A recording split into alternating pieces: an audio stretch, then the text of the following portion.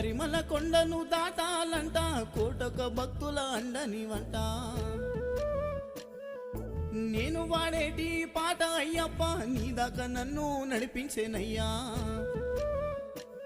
నా జీవితం అంతా నీవేగా నా గుండెల్లో గుడి కట్టినాగా